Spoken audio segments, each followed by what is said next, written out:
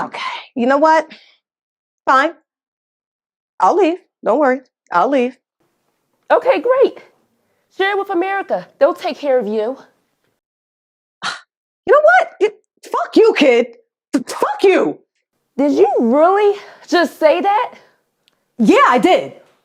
I just said fuck you. And how fucking dare you? After all I've given you, like my life, my love, my body, like I broke my fucking vagina on that big fucking head of yours.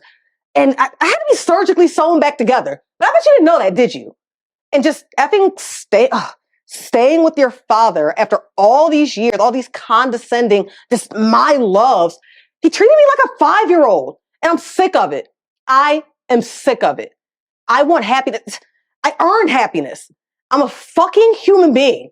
And you know what? Don't even get me started on my career. Don't bitch at me about my fucking career. Little miss, I'm so progressive.